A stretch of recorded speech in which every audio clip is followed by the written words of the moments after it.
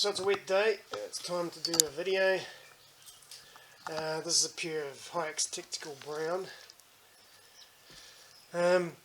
So I usually wear mine with a pair of Bestard orthotic insoles, just to support the arches.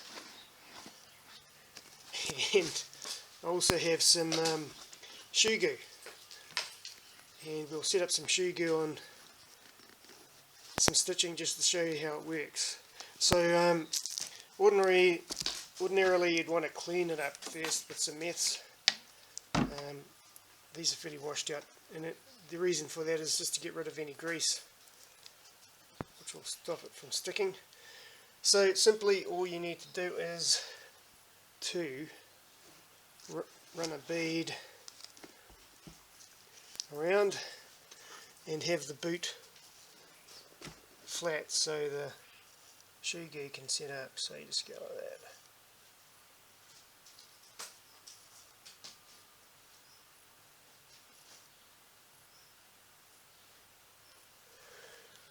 And then just leave it. We'll get back to that later. Right. I've also stuck on some Velcro, which has come unstuck. I used some ADOS on it. It would probably be a better bet to use some proper, something like VTech, which we have, to glue it down. But the purpose of that is that you could glue you could attach a gator to it. A neoprene one will go straight on, or you could attach some Velcro to the other gator if it wasn't sticky, and that makes these boots more versatile for keeping out water and debris. So you can see where I'm flexing here on these boots, because these are, although they're full-length shank, it's not rigid. So this comes back to another pair of boots that I've also been wearing. So this has been worn for a couple of years now. Put the shoe gear around the front just to protect the buffer zone. You know, in bush it doesn't really wear down much, but these are still waterproof. Okay, so this is a pair of Bestard Wales, and they have the full protection around it. It's vented up here, so it's nice and breathable. Very light pair of boots. So I've got a pair of size 8 UK here. New pair. 730 grams, 729. So really light, you know. Every gram on your foot is like 10 on your back, so 100 gram off your one boot is like carrying less than a kilo. So sometimes you can save 200 grams easy on a pair of boots. So that's like not having to carry 4 kilos on your back. Now, okay, so these are not showing any signs of flexing, even though I've been wearing them, which is kind of strange. It's a different leather. It doesn't have a heel bend like some of them do. It just sort of bulges out there instead. But that's okay. So there's no sign of flexing. There's a different kind of leather.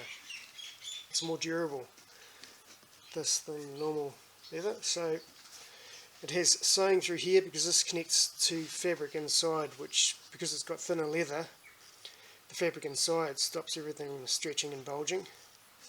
So that's how they reinforce the boot. That's why they've got the sewing in there.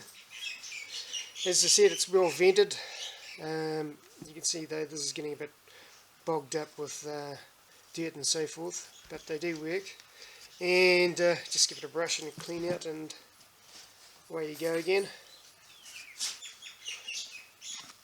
So these are a semi-rigid pair of boots. So these are quite flexible for stalking and that kind of thing, for hunting, and also bloody good for trampers. So it's not a bad idea to have a winter pair of boots and a summer pair of boots. So you could have real soft rubbery sole like these ones, and more sprig like, like on a football pair of boots, if you can think of it like that, for gripping into the winter terrain. If you want to get up around the steep stuff, to go stalking without falling over on your ass all the time, well, that's the way to do it.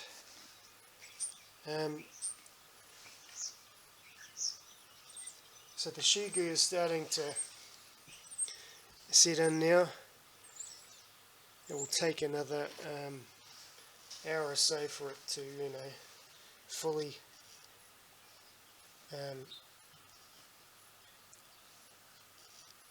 stick on. When it's new, it's a lot more runnier than that. I probably should have gone over it with a putty knife or something prior to it, but I'll leave it and we'll come back and we'll see how sticky it's gotten, and that's without cleaning it up. You can see here, I mean, this has been used and it's still stuck down because it seeps into the leather and forms a bond that way. Not so well on the rubber here. If I had sanded that, that would have been better. I sanded this part here and that's stuck down okay. So sanding and keeping it clean is the best way to get it to stick. And that is the shoe goo, made in the USA.